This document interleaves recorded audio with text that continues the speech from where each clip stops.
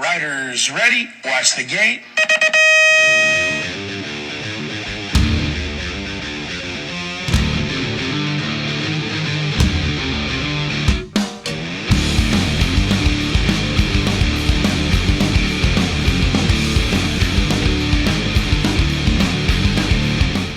Hey, welcome to the Dirty Knobs Podcast. I'm your host, Hollywood Mike Miranda, along with my co-hosts, JV James Vicente and EC Eric Carter. This is a very special episode. This is a recording of our live event at the Frogtown Classic. We had the legends of BMX join us for a conversation, and I'm sure you're going to enjoy it. And if you are enjoying our podcast, please subscribe, like, and share. And come visit our website, dirtyknobs.com, where we're going to share a lot of great information, especially about an upcoming event. We have t-shirts, hats for sale. So please check it out, subscribe, like, share, buy a t-shirt, just be a dirty knob. Yes. Now, time for the show. Watch out. We're definitely going to have to not walk around more. Hey, because we're going to yank. Because it's dirty knobs, bro. It's dirty knobs. Oh, wait. Look. Hey, who's this production company? You see me hoarding this stuff? Oh, yeah. This goes to this side of the table. We need a cup. That's the organizer. That's right. Yeah. Shit. He is production. All right, you're running right now. Oh. 24, 25? Yeah, it's going. EC is production. EC production. You got problems. Hey, man. If you guys watch the show, you know. Yeah. You already know. Yeah. It's dirty. Yeah. Yeah, these are some dirty knobs. Well, now I'll start. Again, this is the Dirty Knobs Podcast. It's the first time we've done a live event. It's been just a brainchild of mine for a few years. It was started as an idea that we would have live events. That was my first thought. We'd have a live event. And then I said, how are we going to promote this live event? And then I thought about it. I said, let's have a podcast. We'll use the podcast to do the live events.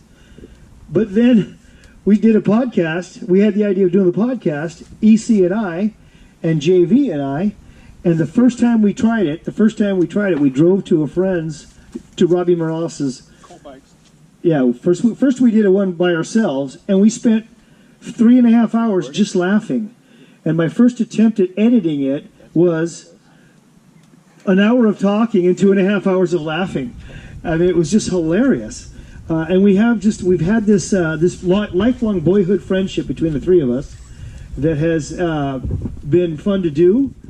It's this way whether we go grocery shopping, if we go to an event together, or if any time we call each other, it's the same thing. We're just cracking on people, cracking on ourselves. And heaven forbid, and Trace will attest to this, heaven forbid you should make a mistake in front of the other two, or you say something slightly wrong, anything. Oh, you just get hammered for it all the time. Yeah, nothing's off limits. Absolutely nothing is off limits. And feelings, check them at the door. You don't get your feelings hurt. It's just part of the way we were all raised. And it keeps life fun. It keeps the podcast fun. What you guys don't see on the... Mike does all the editing for us. So he takes all the footage and then we'll slim it down to the show that, fits what we need. But man, when we check off with any of our guests, we're usually on for another hour and a half, 2 hours just doing this. So really our Dirty Knobs podcast is basically what it's like for us three, and then when we have guests to be sitting by a campfire. That's basically what you are. You're sitting on, it's like you're invited to the campfire. Yeah, we're sitting in the pits. Yeah, it is just like sitting in the pits. In this case, it is the pits. Look at that guy. Do you guys see that guy? Oh boy. That's the boss. Hey, Todd Huffman, raise your hand.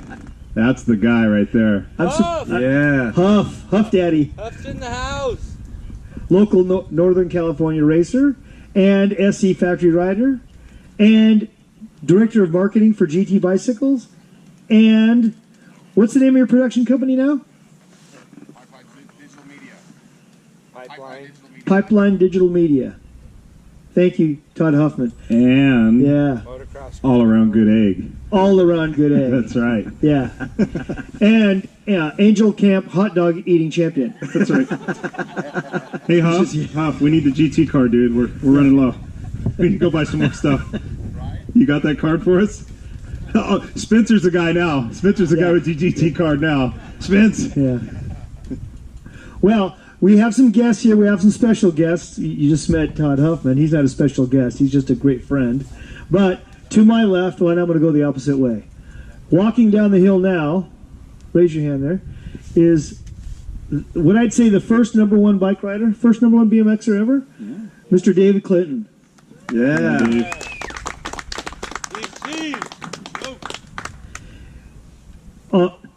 Walking up next to him, to his right, would be the Coca-Cola cowboy himself, Toby Henderson. Yeah, Toby. Yeah. Mr. Vegas, Tracer Finn. And my special guest, my hero, the guy I patterned myself after, Mr. John Cruz. And that is not a compliment.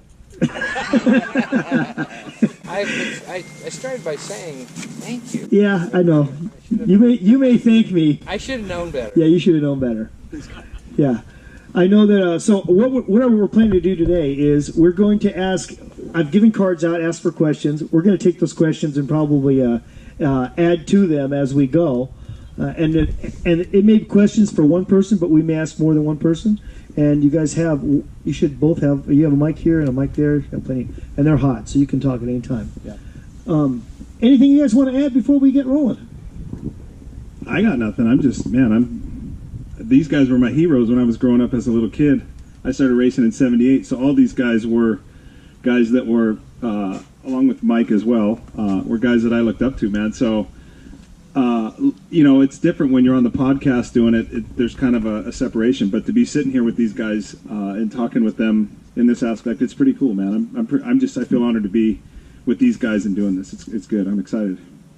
I mean, starstruck. I mean, the last couple of days with everybody has been such an awesome experience. If you a former BMXer at any of the years, I mean, you would know. You just walk around and you're starstruck almost by looking at everyone that came by here. So, I mean, for me, totally awesome. I feel like we're in a time machine out here. When I was standing around watching, and it's in a good way. It's a good time machine to be in. But man, it's just fantastic to see.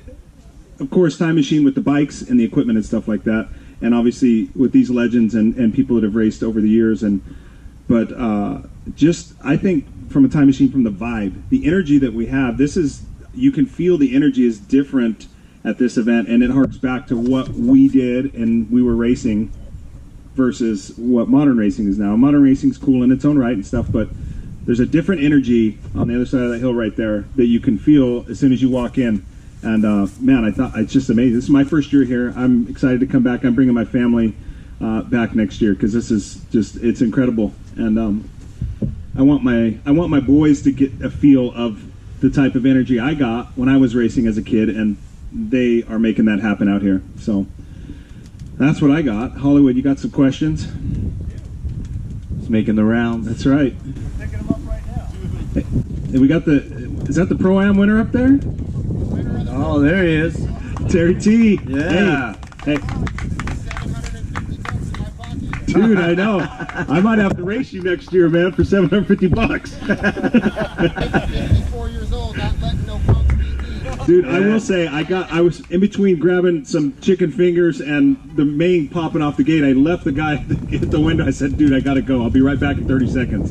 And I got to see a part of the main. It was an amazing, the third main was amazing. I don't know if you guys got to see it, but So I went whatever, 2-1-1. yeah, it was great, dude. Good old school racing. T putting Dick Cheeseburger into the bushes and then getting past. That guy passed both you guys. It was great racing, and that's the type of racing you get on tracks like this. Hey, first pro money he's won in 31 years. There you go, T. All right. T, I don't know about that guy next to you. I think it works for the IRS. I wouldn't be saying that out loud. No, but it was good, man. I enjoyed the racing. It was great, man. Good job, T. Yep. Mike, what do you got? All right, so, yeah. Actually, Could I just jump in for one? Absolutely, please do. Just because I know this is always a free-for-all. That's right. So I came across an old friend, and many of you may know him as Denny Mittner from M&M Apparel. Made all the jerseys for a lot of us over the years. And he found something in the archive that we wanted to present to Eric. And this is really cool. If I can have Denny come up. Everybody give a round of applause for Denny. Yeah, Denny! So he found an original artwork that was drawn up with a letter that was requesting for a jersey to be designed for Eric Carter back in 1988. Wow. He's got the original jersey design, the original letter, and the original artwork, and he wanted to present it. Oh my gosh. That's the art board that the artist sent us. Check that out, guys. So this is some behind the scenes stuff for what it's like for the factories to work with guys like M&M. And there's a letter. Oh my with your gosh. name on it. That is so cool, man. And you just found this in some So rafter? they've been in boxes for 40 years, 40 plus years. Yeah. I've had stuff. I kept a sample of everything that we produced. That is fantastic. Robert Peterson, he was my team manager. Yeah, was he? Yeah. And that's what the end product was. Wow. That is amazing. Wow. So Thank you so hopefully much. You enjoy it. No, I will. My son is a super avid collector of vintage stuff. So anything that I have vintage, I mean, he just goes crazy and he tries to buy stuff online that he finds. He is going to be so stoked. So thank you guys so much. John, thank you. Danny, thank you so much for being here. Thank you, Denny. It's really cool. Wow. That is cool. Did not expect that, John. Well, I guess my point, that's kind of what Frogtown's all about, right? Yeah. You know, is bringing the past with the present and everybody kind of feeling the BMX love, and totally. It's just a cool vibe. So I wanted to make sure that happened. Thank you. You know, as I'm thumbing through these questions, sometimes when I get these questions, I have to change them a little bit, or I have to maneuver them around a little bit, and sometimes I have to really squint to read the words. But there's some doozies here. I mean, I'm sorry, guys, but there's some doozies. Let's hear it. Yeah. Let's hear it. All right. Bill from Minneapolis wants to know, and I'm going to ask all of you, so I'll start with Dave and come this way, and then we'll go the other way. Any regrets from your racing career? Any regrets from your racing career? I really have no regrets from racing. It basically gave me a foundation. It gave me work. Pretty much did it my whole life. So I've been involved in the industry since 1971. You don't regret racing in Adidas Stan Smith shoes when everyone was racing in Vans? No, dude, somebody had to set style. Toby, any regrets from your racing career? I know one. I can't remember her name, but I know one. Well, then if we're going to go down that path. No. I mean. One regret is not marrying my beautiful wife I have today from the track. So I met her when I was 16. She was 16. I was 18. Wow. We had different lives for 30 years, and now we have life together. So that's a regret. Should have done it back then, right? As far as being on the track is looking up to my heroes like David and racing mountain bikes with Eric. I mean, not much I can say it wasn't good, right? So I think some of the regrets were, if anything, just not trying harder. We all wanted to do better. It was all in our faces. And I think we should have probably all took it a little bit more seriously. Maybe. Amen. I mean, I feel you there, Toby. Yeah, I feel like I left some stuff on the table. Yeah, it's funny because now I have athletes that ride for me, and they come to me with all these special requests. And I look and say, I was one of you guys. I know how much you guys screw around, wreck rent cars, right? You're not getting that from me. So don't ask me for money. Well, I think any regret for me, ultimately getting hurt at 20 years old, and the sport was really getting big. And I kicked myself in the ass because I was just out messing around on a new Diamondback 24 when they were just starting a cruiser class, and literally went off a jump as high as this chair. And I mean, we flew over these freaking easy ups and didn't bat an eye at it, but doing something stupid and pretty much blowing the career. So if I ever regret, that would be it. Doing something stupid. Tracer Finn? I was talking to some friends today and sitting over at this autograph table, and I just sat there and said, when that quote of when you're marrying up, and I was sitting up with these guys and sitting next to Toby, and I was going, I just BMX'd up. Yeah, you did. I have to say, being around the guys that are always cool, and I don't have any regrets because I swear to you, I never batted an eye about getting in the car and taking off to California on a Tuesday night just to race around these guys. So I think, like you said, putting out the effort, you know, so many people feel like family. So not really any regret because, you know, you only do so good as good as you can. But I don't have any regrets about showing up, you know, putting out the effort. All right. Yeah. Good time. JC. Well, we all know what the regret is. The Menno helmet. The Menno helmet. Oh, you know I wasn't going to let you get away with it. The Menno helmet, huh? The igloo. Oh. So that would be, that would probably be... Yeah, you have the second ugliest helmet in BMX. Right. Yeah. Who had first? That's me. the styrofoam cooler helmet. My styrofoam cooler. And then probably being on the starting line in Australia and having a factory ride with AME. Oh, yeah. And putting on Oakley goggles because it was raining, and then getting every cover of every magazine under the planet. And before I got off the plane, I had the cease and desist, you're fired contract. So that was probably a regret.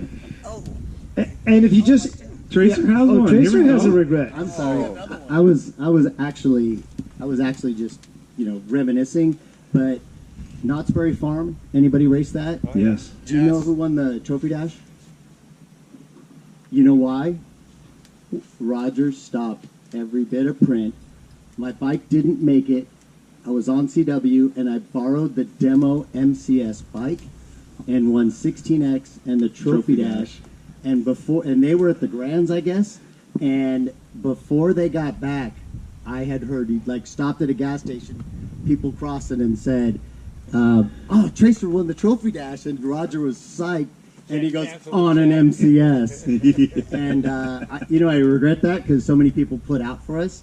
And, it was a kid move. I just went, oh, cool bike. Somebody lent me their bike.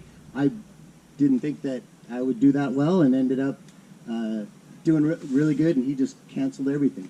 And that was he was just mad you were faster on that bike. Yeah, I was just going to say that. So I regret doing that because they put so much effort into me.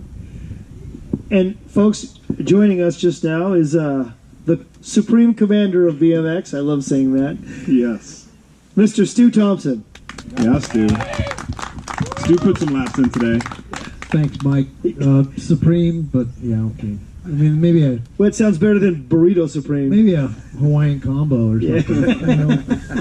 Sounds like a pizza. Do you have... It'd be hard for me to think of anything that you might have as a regret in BMX racing. Not. Sometimes I was too nice. Don't regret being a little bit more aggressive. That's just trying to get around your elbows. Yeah. No, I mean, I think probably my transition from Redline to Huffy. Redline was just kind of not wanting to move on a salary negotiation. And I think that we should have stayed on the table a little bit longer. But Blinn was set in his ways, and I had to go where the money was because, I mean, that's my career, and that pays my mortgage and my car and health insurance, and it was a business decision. I would have loved to stay with Redline, but they didn't step up to the table at the time. And, that's a regret, maybe not fighting a little bit more, but I had to look out for my family. Yeah, you guys put a heck of a Huffy team together, though. We did, and unfortunately, the long-term plan did not evolve, and the team got disbanded before our vision was completed. And it was a two-stage process. The first stage was to get mass marketing out, Kmart, Walmart, get it to the kids that lived maybe on a rural farm, that there wasn't a BMX track within 300 miles of them, but they wanted to to emulate us, because they saw the magazines, but they were never really going to be a racer, but they wanted to be like a racer. Right. And then stage 2 was to come out with a more professional bike shop quality, super high tech bike, and there was a change in management in the cycling part of Huffy, and there was kind of some animosity between who was moving on and who was taking over. And he said, "Yeah, the team. Yeah, we don't need to spend any more money on the team." So, how long was that team together, Stuart? Maybe 3 years. Yeah. It's when you're flirting with the big box and the bike shop stuff. Yeah. And that's a common. Believe me, I've been there. I've lived it. No, it's a common thing where it's like, wow, let's get this powerhouse team together. We're going to promote this. We're going to do all these Walmart bikes, and then, yeah, we're going to do all these high-end bikes too. And then it's like, well, when are the high-end bikes coming? And they never come. But you also look at the fact that you brought in people who may have never. I mean, yeah, they can get this $89, $95 bike and ride it for a week, blow it up, and then, hey, Dad, I love this race. Dad, Mom, Dad. Next thing you know, they're buying a Redline, they're buying a Patterson, they're buying a MCS, or a what? Or a PK. Or a PK. It's a tough bridge to cross. Because those companies are geared towards big box, and they make exactly the money they make there. But they opened the door for a lot of people. And I still get people emailing me or on Facebook and saying that because of that I did this. Yeah. And for me that means a lot, because that means I made some type of an impact on somebody's life. Sure. And for me that hits in the heart, and I like that. Yeah. What do you got, Hollywood? Hans, hold on. Do either one of you have any regrets besides getting to know me as much as you have? Yeah, allowing you to corrupt me and steer me to the dark side, man. That's your parents' regret, really. No, yeah. Well, I wouldn't say for me. Wait, go ahead, Steve. Perry Kramer just rolled up, and we got to hear if he has any regrets. Yeah, I was going to get back to him, but go. Oh no, go ahead. It's your show. No, it's your show. It's okay. We're just Supreme Commander. Well, you're lagging on the. For me, okay, I'll step in. Yeah, for me, it's there. It goes back to the trying hard bit and leaving stuff on the table. I quit racing BMX in 94, 95. I never did get the ABA #1 pro title. That was something I wanted to accomplish since I was a little kid. But I had to make a conscious decision, right? It's kind of like what you were saying, Stu. The mountain bike world is calling. Those guys were waving a lot of money at us. Well, yeah, I mean, and it just was for me, it was hard, but the combination of the money and then also not having to race in the horse barns and being to go to these mountain resorts and have a schedule where it's like, okay, your practice is 8 to 12, and then you don't have to be on the mountain. You can go eat lunch and dinner and rest and put your legs up. You don't have to stand around all day. And those things, I was like, man, why would I not go race mountain bikes? I was talking to somebody today. I'm like, hey, how's your day? Oh, it's a long day. Oh, I know, it's a super long day for me too. That's why I kind of like racing mountain bikes, because, okay, you start at 10:30, you ride for an hour, you're done. But I regret not sticking it out and going a little bit farther, a little bit harder, and trying to go for that ABA #1 title. Who knows if I'd have got it, but I didn't really give it all. And so that's my regret from a racing standpoint. JV. Oh. Yeah, I mean, I think no regrets. I think if there's anything, it probably would have been to maybe focus a little more and maybe take it a little more serious. Hey, you need practice. I need practice. Yeah, that's ultimately what forced me to stop racing. Was Matt Hayden came up to me one day and said, "Dude, you better start practicing." And I said, "That's not going to happen. So I'll be seeing you." Pretty much. I think it's just a mentality and what you wanted out of it. And for me, it was just going to see friends, and I was happy to have been able to travel the country and go to see different tracks and make a lot of friends. But you talk to these guys here, EC and I have had plenty of conversations offline, and You know, when you listen to somebody like that or these guys talk about races and the lines that they used to watch other people take, and they really are studying the track. You know, I didn't really study the track that much. I mean, I went to race, I went to have fun, and I sit and listen to you, and it's pretty awesome, you know, to hear that. But you're still the most handsome. That's right. He's the looker in the group. That's right. He's the eye candy of this team. Right? He is the eye candy. Perry, how about regrets, bud? What do you got? Any? Yeah, I was Stu's teammate at Dirtmaster back in '75, and our sponsor Bob Phillips, he had this motor home or trailer, and then Stu wasn't around there, but myself, Brenda Lee, and Dirt Clod had to help clean his trailer, and we did it for a long time, and finally Dirt Clod said, you know what, I'm not doing all your housework for you, and Bob Phillips told him and said, listen, if you leave right now, you're off the team. So, and I told Phillips, I said, if you kick him off, you kick me off. He's like, fine. Got rid of both of us, and 2 weeks later, these guys got red line square back frames. He couldn't. So yeah, that was a regret. And he couldn't wait to show you. He couldn't wait to show you that those guys got those frames too. Exactly, man. I'm like, what the heck? Bad choice.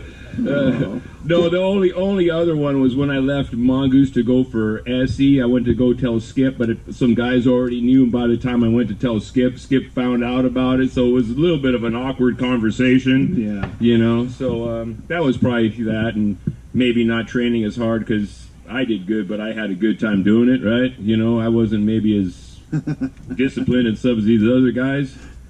So, but, you know, you come out to something like this, you like, I got no regrets. It was a good career. Yeah. So. A good friend of mine, Mike Ward, told me, an old racer, said one day I was complaining about something, and I said I regretted doing this, whatever it was, and he said, are you happy with who you are today? And I said, yeah, I am. I'm happy with who I am. I'd like to be better and improve, but I'm happy with who I am today. And he said, then you can't have any regrets because all those things you did, all those mistakes you make, shape you into who you are today. So I always thought about that. Do I have any regrets? Could I have trained harder? Could I have? No, I could have trained harder. But could I have been more serious? Well, yeah, I could have been a lot more serious. But I have no regrets because I've had a great time. You know, like what we did today. This is great. This is awesome. I can't imagine training like Perry has been doing, sprints every day, getting ready for this, or all the miles I see Stuart doing on Strava, getting ready for this. Frogtown on his top tube. I was no way. Coming for Frogtown. No way. I got a great question from Hans from Richmond, Virginia. Was there a bike that you wish you had when you were racing that you didn't? Like, was there a bike that you, at any point in your career, you go, wow, you know what? I bet I would have been better if I had been riding that. Or was there a bike that you said, oh man, God, that is a cool bike that you didn't have, but you wish you did? Unless you're Toby, just make your own bikes. Just start your own company. Buy the company. Just buy the company. Yeah, buy the company. That's great. John, why don't you start? We'll go that way. John? Well, I don't know if there was one that I didn't have.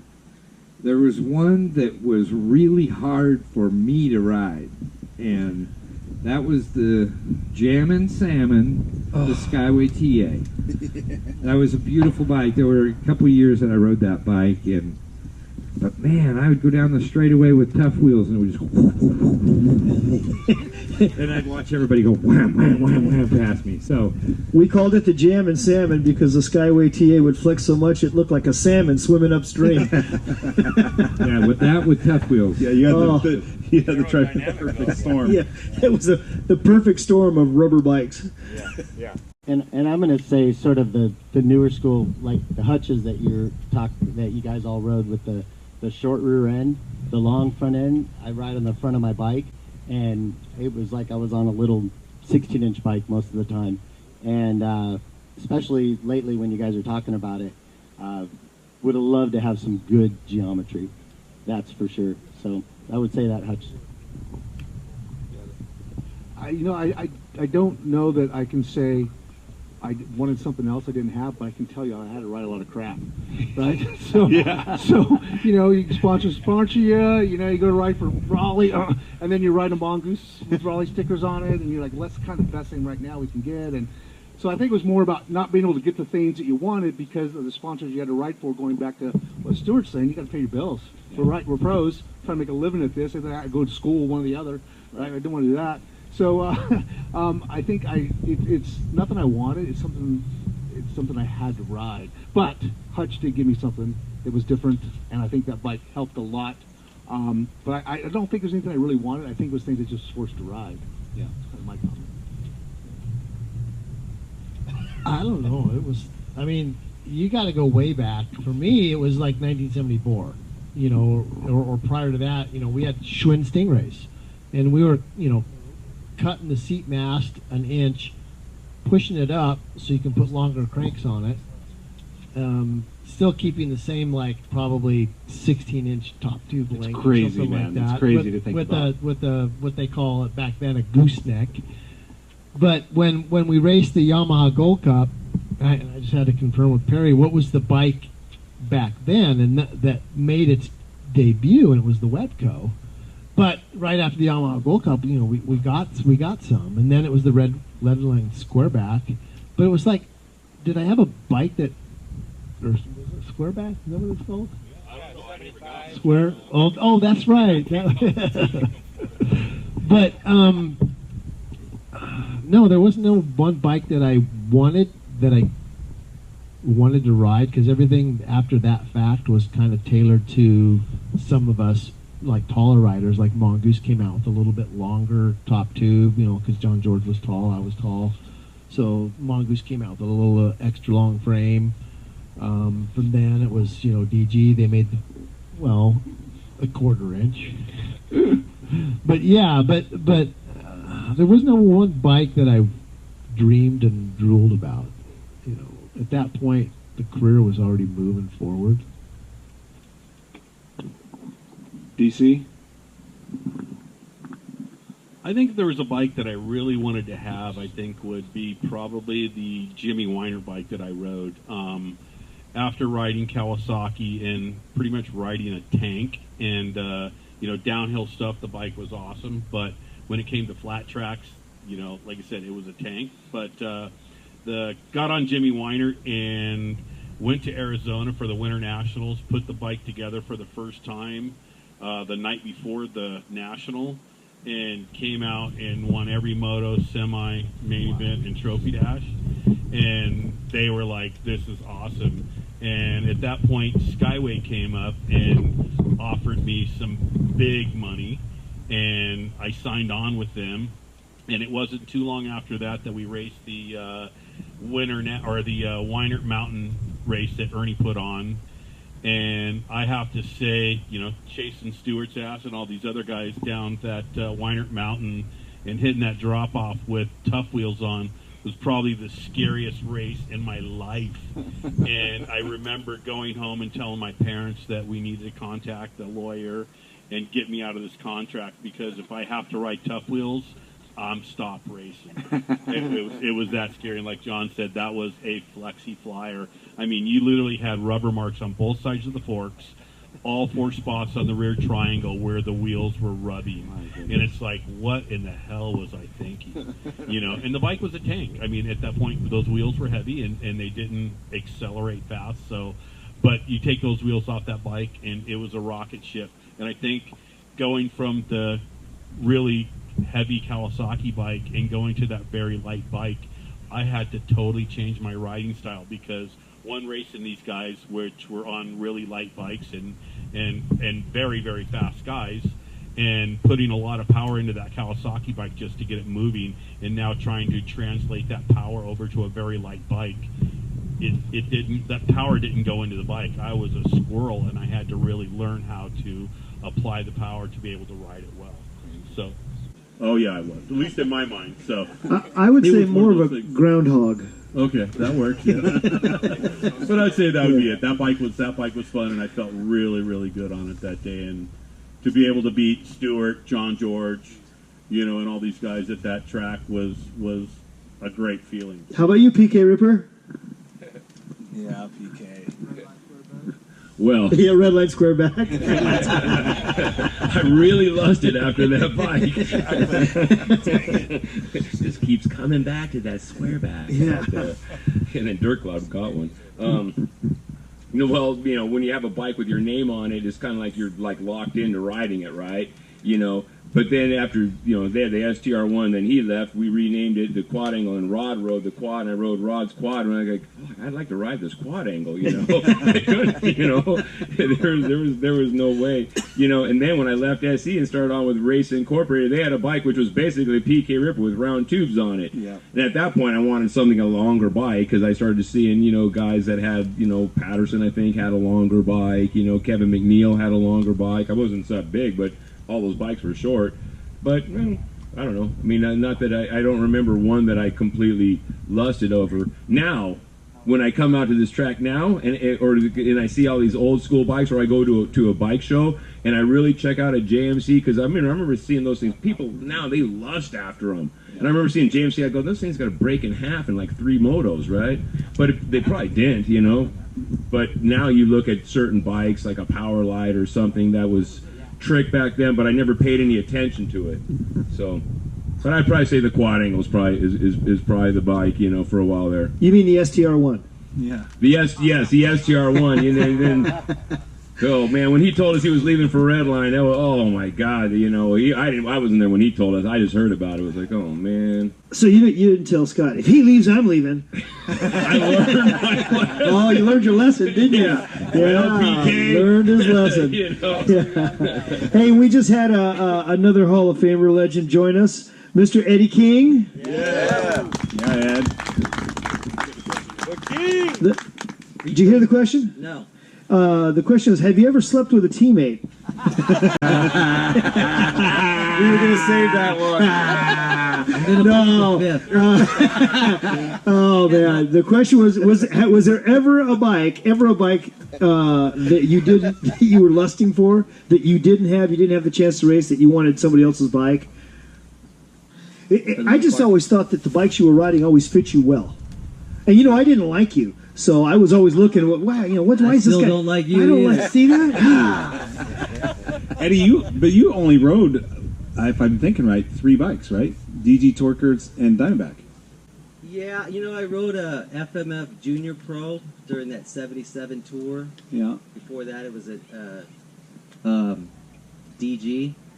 So there wasn't too many more before that, for the most part. So you're right. Yeah, just Torkers and Diamondback, really. I mean, that was...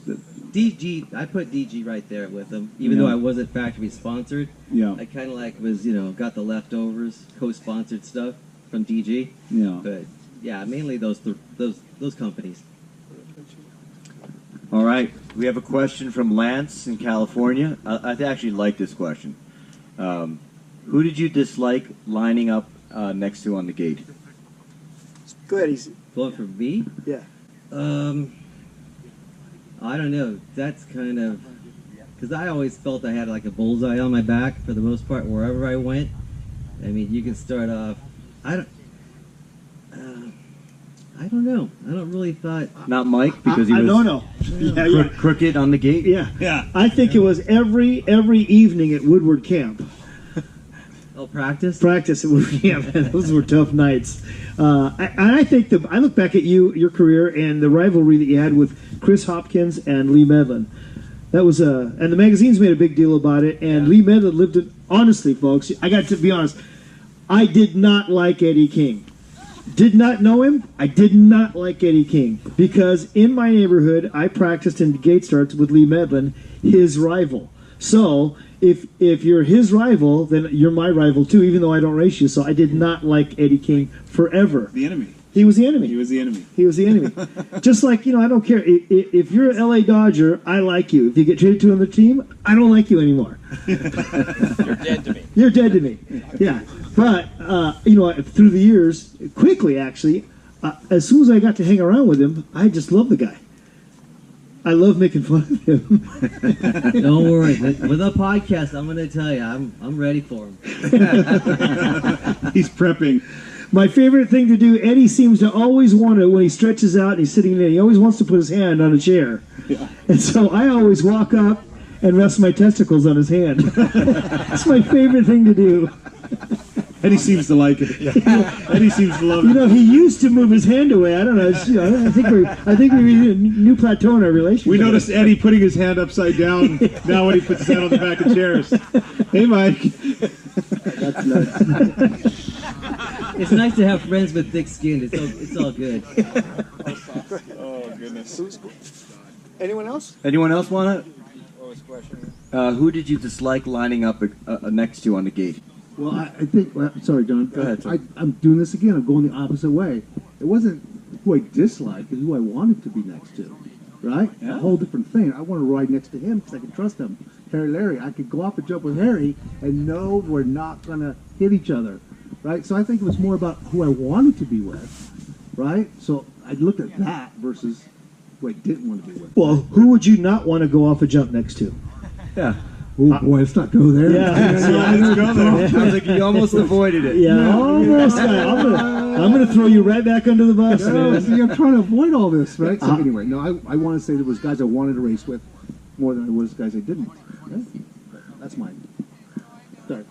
And I'd say for me, you know, all these guys when we got on the gate, anybody could win it any day, right? But there were certainly guys that were winning more than not, like Stewart. But being in Northern California, by far, hands down, the one that I did not want to be, Frank Post. Man, I was going to rephrase the question. I was going to say, hey, if you're coming into the last turn and you know there's a guy that's behind you, you don't know exactly where he's at, but you know he's back there. Who's that one guy you don't want that guy to be? Frank Post. Yeah, Frank Post. You could have just asked, how many of you guys hate racing against Frank Post? Raise your hand. And I will tell you, at this event in the 70s, I was winning, and Frank hung up on my wheel and crashed. And at the finish line, I came across, you know, woo, right? I didn't win a lot of races, but this was one that I did win. I'm sitting on my seat, and Frank came across the finish line and clocked me straight in the face, just as hard as he could. My feet went up in the air. I flipped off the back of a bike. I'm like, what'd you do that for? He just looked at me like, you deserved it, Chris. Love it. You and your straight teeth. You know, could I jump on this, because this might go another direction? Is we should all say how many people have been punched in the face at the races? And I have to say, for me, and you guys know, it was Dirk David out. I came across the finish line, and I guess I joined hands with him at some point in the track, and I took my Joe off. I ended up third because we all sort of hung up. Joe off. I got third. It was at Saddleback, and he ran from the first corner all the way to the finish line and on a full gallop. Punched me in the mouth, and right in front of the scorers, they disqualified him for 6 weeks, and I didn't know his name, and now I did. So if you said who do I not want to run up next to, probably be Dirk David out for me. Anybody else get punched? I didn't get punched, but I think there's two guys. I mean, I had a lot of competition. I think we all had competition with each other, but I think myself lining up at the gate, I basically focused on the track. I was going to beat the track more than anybody. I didn't care who was in my race. I know a lot of people got psyched out, but I think the two guys that I did not want to race was John George and Kevin McNeil, because those two guys were by far, at least in our era, Frank was definitely dirty, but we didn't race him that much. But down south, those two guys would take you out in any corner. This guy right here, I'm a little guy compared to him when we were racing, and we threw some elbows at each other, but we didn't just center punch each other and take each other out. And I think I knew going into a corner or setting up for a jump or whatever, we could hit it going fast and do that. But Kevin, I think there's the scene, the one photo at Rancho San Diego when somebody was leading the main event and Kevin literally just straight up center punched. Who was that guy that got center punched? Was it Botima? that was leading, or somebody was leading this race, and I mean, literally, Encinas, yes, and just got taken out, and McNeil, of course, won the race, and, you know, he was all happy, but I think that those two guys, if there was anybody that I did not want to race or line up with, would be those two. All right. You see, you got a question, don't you? Yeah. EC has a question. I got a question. This is Bill Shuvman from Minneapolis. Who would you consider your toughest competitor? I think we kind of get into that a little bit here. Yeah. Well, I'd say, how about a rival? Did you have a rival, like someone that you pitted against that was your rival, or someone that you disliked, really disliked? I think I can think of, looking at you, I can think of a couple people. We got a theme here. We got a theme here. Hollywood's got his shovel out, and he's digging, boys. Well, I got the mic in hand. I'll tell you this: the last fight that I got into was at the Teen Center with Tinker Juarez. Okay, I won my first two motos. The third moto, he told me, "You cut me off in these races," and I said, "Dude, I got first. You got fifth in both races. You were nowhere near me." And he says, "If I'm anywhere near you, I'm taking you out." And I said, "You take me out, you pay the consequences." So literally the second to last turn, there's a tabletop, step-up jump, and I'm leading, going into this thing. And I go wide to set up for this thing, and I'm in midair, and Tinker center punches me. And we eat shit, okay? And next thing I know, I look over at him, and he smiles. And all I do is look at him, and I just frickin' drilled him in the mouth, okay? And sent him on his back, and I got up, picked up my bike, and went across the finish line, and Ernie comes out, and he goes, "Dude, you're disqualified for the night." I said, "No problem, man. Everything's good." So I walk over, I sit on the hood of our car, and all of a sudden, here comes Tinker's Norwalk crowd. You know, all his buddies and his mom and dad and everybody, and his mom's all, "You hurt my mijo, you hurt my mijo." And I remember my mom coming out of the car and said, "He's had enough, guys, leave him alone, and, you know, just get out of here." And one of Tinker's buddies says, "Hey, get your fat ass back in the car," to my mom. And I jump off the hood of the car, and I chase this guy into the teen center parking lot. And I don't know, I mean, I was livid, of course. This guy's wearing a hoodie sweatshirt, and I grabbed him by the hood and dragged him to the ground. And I remember just slamming into this guy. My time's up, yeah. So I slammed into this guy, and the thing was is that his little, yeah, it's Tinker. His sweatshirt cut a little piece of skin out of his throat, okay? It was a little nick, but it was bleeding bad. And I remember this guy was covered in blood. Is that why you were in prison? Exactly. But this guy was covered in blood, and I hit him probably about 4 times. But after that, I mean, everybody was like, "Dude, you, like, messed him up." And I'm like, "No, I really didn't," you know? But it was like, it was one of those things to where people are going, "You're kind of a badass fighter." And I go, "I'm really not. I hit him 3 times, and that was it." But it was just a weird deal. And I remember that, and I ran into Tinker at Sea Otter a few years ago, and I'm all, "Do you remember that night?" He goes, "Oh, yes, I do, David." He said it that quiet. Yeah, exactly. All right, it's yes. You got one? Yeah, no. If you got one, come on. Yeah. You're talking about rival, right? Yeah. Yes. Oh yeah. For me, it started real early. I think. I don't know. Most of you guys know, but the rivalry between Diamondback and GT was pretty fierce. You know, and it started for me with Lee Medlin, went on to Andy Patterson, and then branched off to Nelson Chanity. And I despised all those guys for a while, for the most part. And then, you know, going into the pro ranks, you got Tommy Brackens, and you've got Gary Ellis, and then you've got Greg Hill, and a little bit of Rod Fade, but he was a little behind us all, racing cruisers, I guess. But the Diamondback GT rivalry was probably epic during the 80s, on and off the track. And when you race cruiser? I don't race cruiser. Tell us how much you love cruisers. Tell us, Eddie, how much do you love racing cruisers? You love cruisers. I hate it. I really think it's a class that just needs to be eliminated. Eddie was mad at That's GT. just my personal opinion, though. Don't worry, Eddie. We won't tell anyone. How do you really feel about it? Yeah, don't worry. No one will hear this. That's okay. All right. Anything else, you guys? I know. Listen, I know that we have plans afterwards that we have to get to. I don't want to keep you folks too long, so I want to just take one more opportunity to say thank you to all the guys that are here. I hate to cut it short, but there's another engagement they have to get to, and I promised I wouldn't go over, which is hard to do when we're doing a podcast. Right. And but before I do, I want to plug a couple people and then say thank you one more time. I want to thank Whiskey in the Wild, our sponsor. Great. Please go to whiskeyinthewild.com if you like it, and if you like that, how about a T-shirt? We have T-shirts for sale starting tomorrow. Dirty Knobs T-shirts and hats. Yep. And finally, there's another T-shirt I want to kind of pump up a little bit. Yeah, thank you. Go ahead. You. Oh yeah, so you know we're coming out with a new clothing line called Legend 1975, and we kicked it off this weekend with what our kind of motto is, which is make BMX more MX again, which I'm sure you all agree. Yeah.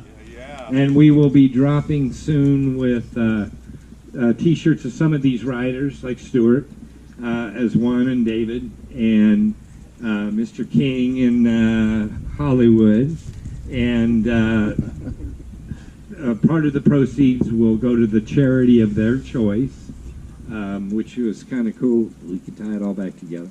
Well, tying it back together, speaking of which, I also want to plug a charity that the Dirty Knobs now promotes, which is the Davis Finney Foundation. Thank you. Yep, and we do that on behalf, and we had, by the way, the owner of Whiskey in the Wild made a donation on your behalf. Oh, that's awesome. That's awesome. Yeah, Thank you. so for those of you who don't know, the Davis Finney Foundation is a charity that, well, you go ahead. It helps out shaky people like myself.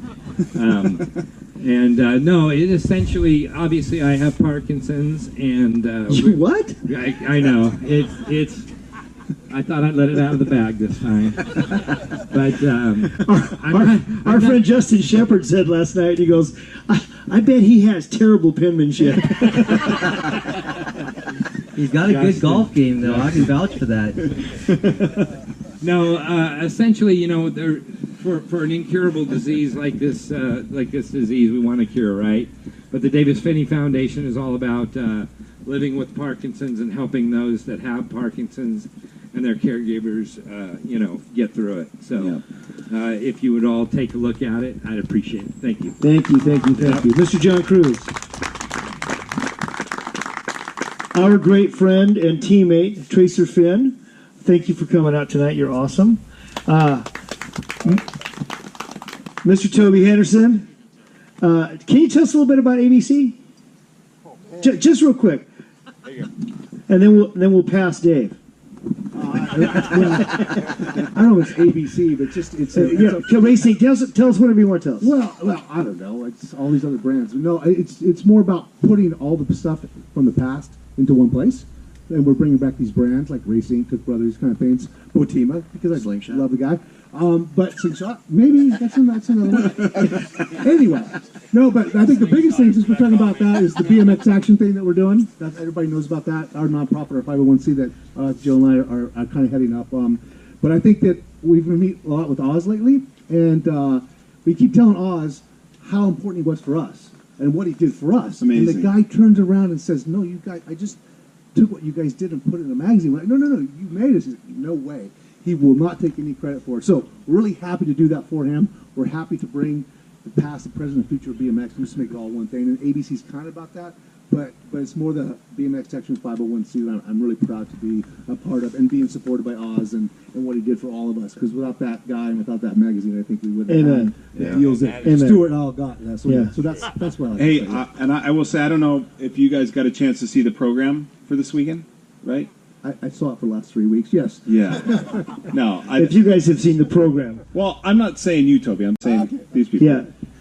They did basically a rendition of Bicycle Motocross Action, and man, Big E showed it to me earlier today, and that's phenomenal. Yeah. You guys did. That's really Todd. I mean, there's a lot to do with Todd. That thing was amazing. Yeah. Like really, really well done. The logos, the format, the layout, everything. It was like a lost issue that I'd never seen before. It was really, really well done, man. They did a good job. Yeah, Scott Townsend, fantastic. there's a lot of guys that are in the magazine that partake. But Yeah, well, if you guys are out there, man, hats off. You guys did a fantastic job. It was amazing. I was thoroughly impressed. Thanks. Our great friend Dave Clinton. Thank you. Yeah. Iconic. Anything you want to say before we sign off? I just say thank you for everybody that showed up at this event. I mean, again, as a kid racing BMX back in the early 70s, never dreamed that it would ever come to something like this level. And I appreciate them making it MX again because, I mean, in my perspective of BMX today, they will never have anything like the guys that have today, like we have here. Would never happen. And I like MX. I mean, that was just it. I was a dirt racer guy. I mean, I got dirty shoes, and there's nothing better than leaving an event like that. You know, I mean, today's racing to me is a glorified pump track, and I like seeing guys, Stewart berm shot in a berm, which was awesome to see, but I mean, guys doing that stuff and drifting in a corner, and, you know, the kids today don't know how to do that. Hey, let's see those shoes again. Yeah. Still not wearing Vans. Yep. Yeah. All right, PK, you got anything you want to say? Who do you work for? What do you do? What's that bike you ride? I work for a lot of people now, but so my main gig is Bike Code, and that's a brand that owns SE bikes, which you should all know. And that's the one I was racing on today, you know, but I also do, you know, Fuji bikes. We do a cruiser brand name Tuesday and Breezer bikes, and now I'm an independent rep again, so I just picked up a big parts supplier, Bicycle Technologies International, BTI, which I'm pretty stoked. I'm the first rep in Southern California, so I got a lot of stuff to sell. Yeah. So I'm pretty stoked about that. But more than that, you know, I just, you know, the job aside, coming out here, I mean, this is something we all look forward to. And to be able to get on, I mean, this is the first time I got on the gate and pedaled in anger since 1999. You know, so let me tell you, I felt it on that third straightaway too. But it was fun as hell, man. You're coming back and just, you know, seeing guys, you know, and that you're dicing with. But I love that, you know, how Johnny said, put the MX back in BMX. Yeah. That's something that's not there, you know. I do these some of these ride outs, right? And we did this. It was a 3-day ride, and the second day was from Hermosa Beach to Long Beach. We have to climb up this hill, but part of this thing was Mike Buff's bonsai downhill, right? And there's these guys riding these bikes. They can wheelie. They can do so much. These guys are so skilled. And then you put them going down a dirt hill. I never seen so much carnage in my life. It was just like, you know, how does this happen? You know, but that's how it happens. Everybody there's good at something. You know what I mean? So, but no, it was cool. I'm just happy to be, you know, still be able to semi be able to do it and be able to get on podcasts like this and talk some trash every now and then. Right. we did definitely talk some trash with PK. Yeah, that was a good one. So, and thanks for coming out here. I know it was a long day, so thank you very much. All right, Eddie. I'm not going to talk too much here, but I think I'm in the queue for a real podcast coming up soon. That's right. That's right. And I'm going to just leave it at that. All right.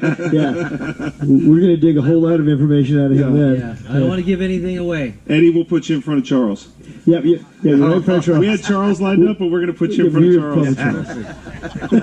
You can get my old money. It's all good. That's right, Charles. So, just before I let Stuart talk, I want to tell you, our good friend and teammate, Charles Thomsen, we have been telling him first of all, he called us and cursed James out because we haven't put him on yet. So every week we say, "Oh yeah, we're gonna get you right now. You know, can you do Tuesday?" And he'll say, "Yeah, no, I can do Tuesday." And then when it that's not going to work for us. No. And then so he'll go, "Okay, I can do it on Wednesday." And then EC will chime in, "Oh, I can't do it on Wednesday." So every week we bump him out. And he has no idea. He'll know now. Oh man, he's gonna come storming over the hill here in a second. It went for a long time. It's about time we have to let him in now. That's it. Yes. Oh my goodness. All right, Stuart Thomsen. Anything? The Supreme Commander, the Burrito Supreme of BMX. Stop. Coming out to this is fun. You know, win, play, show, crash, I don't care. I just want to come out and enjoy the camaraderie of all us old guys, some of the new people who are still following the origins and the beginnings of BMX.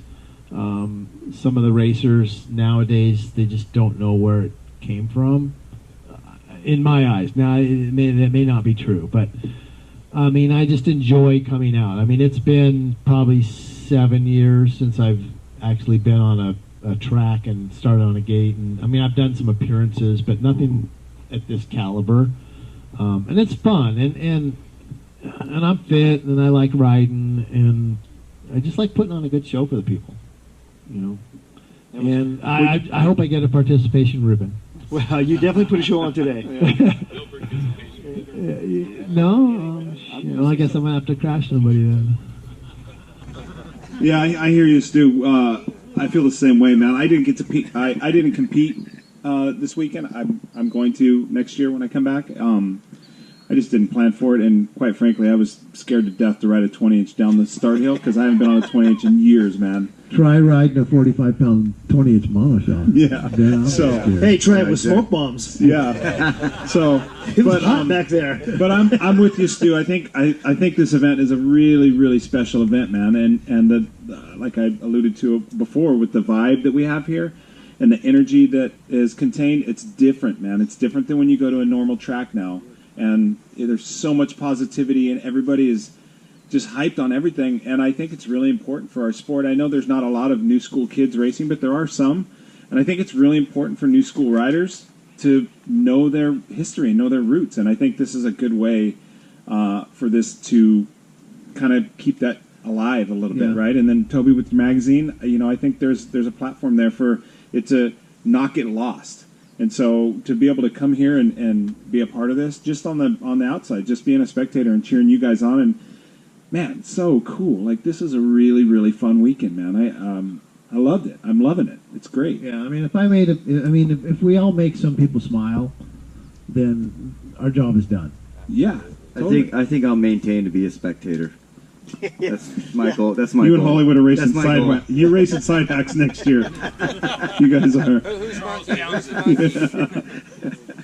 Well, I just want to say finally, thank you all for showing up and coming tonight. I want to thank our special guest, the Legends of BMX. We're going to look forward to doing this again. I appreciate your support and to our show, watching the show, listening to the show. I appreciate you all coming tomorrow and buying a T-shirt and a hat.